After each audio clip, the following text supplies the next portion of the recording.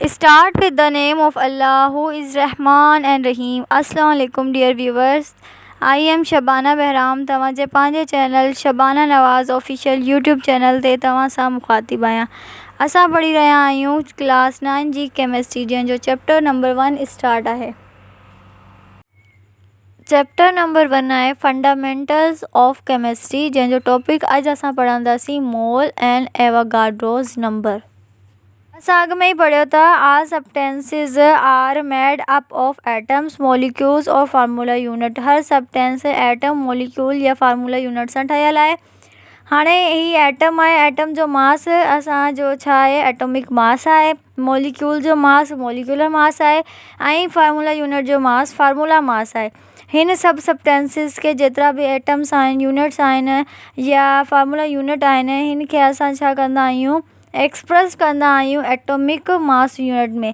जॾहिं इनखे असां एक्सप्रेस कंदा आहियूं ग्राम मां त ही छा थी वेंदा, ग्राम एटॉमिक मास थी वेंदो, ग्राम मॉलिक्यूलर मास थी वेंदो ऐं ग्राम फार्मूला मास थी वेंदो। असां वटि आहे द ग्राम एटॉमिक मास आहे। The atomic mass of an element expressed in gram is called, answer आहे ग्राम एटॉमिक मास मीन कंहिं बि एलिमेंट जो एटॉमिक मास जंहिंखे असां ग्राम में एक्सप्रेस कंदा आहियूं उनखे असां छा चवंदा आहियूं, gram atomic mass. It is also called 1 मोल। ही 1 मोल जे इक्वल ही हूंदो आहे। असां वटि हेठि जीअं एग्जाम्पल आहे 1 gram atom of oxygen. Oxygen जो असां वटि 1 ग्राम एटम आहे जेको इक्वल आहे 1 mole of oxygen atom J. Next असां वटि आहे 1 ग्राम ऑफ एटम कार्बन, हू कंहिंजे इक्वल आहे 1 mole of carbon atom J. Next आहे 1 ग्राम एटम ऑफ नाइट्रोजन, हू इक्वल कंहिंजे आहे 1 mole of nitrogen atom. Means 1 gram atom of different element has different masses but it is equal to 1 mole of substances or elements. Next असां वटि आहे the gram molecular mass. Gram molecular mass आहे the molecular mass of an element express in gram is called gram molecular mass. Means molecular mass कंहिं बि element जो जंहिंखे असां express कंदा आहियूं ग्राम में, हू छा आहे, ग्राम मोलिकुलर मास आहे। जीअं असां वटि एग्जाम्पल आहे 1 gram molecule of oxygen. Oxygen O2, O2 छा आहे, असां वटि मोलिक्यूल आहे। हिन जो 1 ग्राम इक्वल थींदो 1 मोल ऑफ ऑक्सीजन मोलिक्यूल जे। असां वटि वाटर आहे H2O, ही 1 ग्राम मोलिक्यूल आहे जेको इक्वल आहे 1 mole of water J. Ethanol असां वटि आहे C2H5OH, ही छा आहे 1 ग्राम ऑफ मोलिक्यूल आहे जेको इक्वल आहे 1 mole of ethanol J.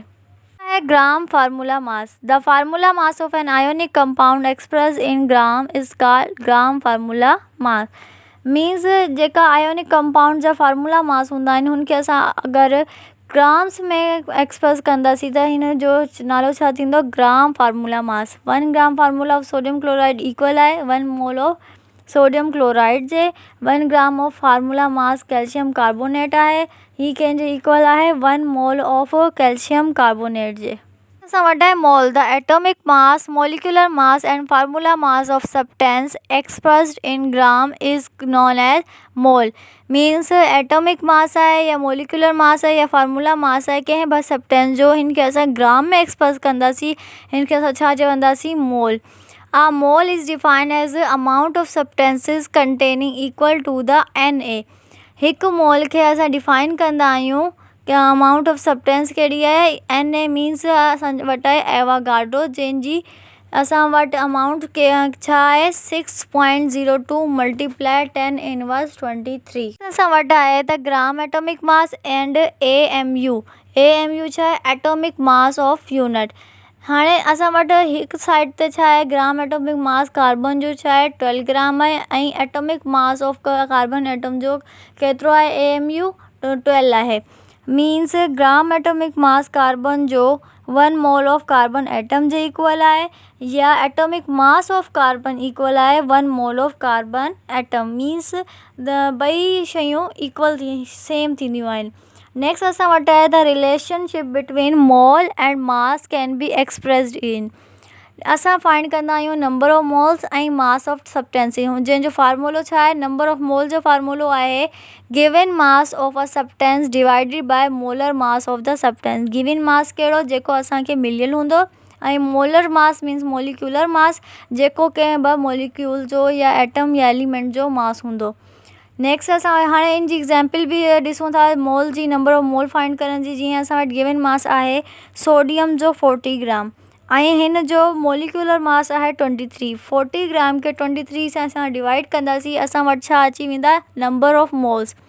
Next असां वटि आहे द मास ऑफ सब्सटेंस। हाणे मास ऑफ सब्सटेंस कीअं फाइंड कंदासीं, जीअं असां वटि मथे छा आहे, नंबर ऑफ मोल्स डिवाइड करे थो molar mass of the substance.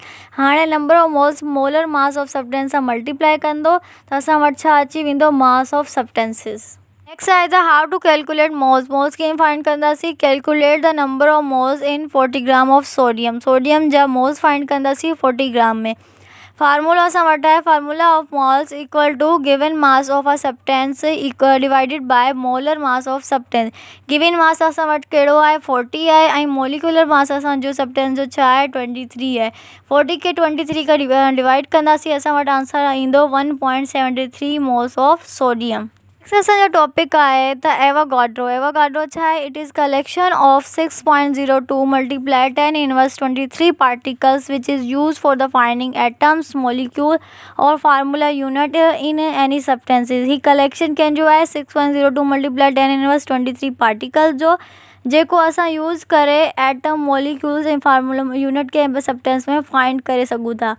Next आहे who discovered Avogadro number. Avogadro number खे केरु डिस्कवर कंदो आहे, हिकु इटालियन साइंटिस्ट एवोगाड्रो जेको डिस्कवर करे थो।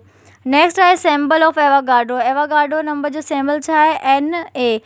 हाउ to find atom, molecules, formula unit. जीअं असां वटि 1 मोल ऑफ कार्बन आहे, ही 1 मोल ऑफ कार्बन कंहिंजे इक्वल आहे 6.02 multiply 10 inverse 23 atoms. 1 mole of hydrogen आहे, मीन्स मोलिक्यूल आहे, ही कंहिंजे इक्वल आहे 6.02 मल्टीप्लाई 10 इनवर्स 23 ऐं 1 मोल ऑफ सोडियम क्लोराइड आहे, मीन्स फार्मूला यूनिट आहे, ही इक्वल आहे 6.02 multiply 10 inverse 23 formula units. Next असां वटि आहे calculate the numbers of atom present in 9.2 gram of calcium. Calculate कंदासीं एटम जे नंबर्स खे जेका प्रेजेंट आहिनि कैल्शियम जे 9.2 ग्राम में। हाणे नंबर ऑफ एटम्स इक्वल आहे Na means Avogadro number multiply by mass in gram divided by atomic mass. Avogadro जी असां वटि वैल्यू छा आहे, 6.02 मल्टीप्लाई 10 इनवर्स 23 मल्टीप्लाई कंदो मास इन ग्राम मीन्स 9.2 ऐं डिवाइडेड थींदो एटॉमिक मास। कैल्शियम जो एटॉमिक मास छा आहे, 40 आहे। हाणे असां एवोगाड्रो नंबर खे मास सां मल्टीप्लाई करे इन जे मोलर मास सां डिवाइड कंदासीं, असां वटि आंसर अचंदो 1.384 multiply 10 inverse 23 atoms of calcium. Dear students, hope you all understand. जेकॾहिं असांजी वीडियोस तव्हांखे पसंदि आयूं आहिनि, हिन खे शेयर ऐं लाइक कयो। अगरि शबाना नवाज़ ऑफिशियल यूट्यूब चैनल ते नया आहियो त चैनल खे सब्सक्राइब कयो, लाइक कयो ऐं ख़ासि कर दोस्तनि सां शेयर करणु न विसारिजो। Thank you so much.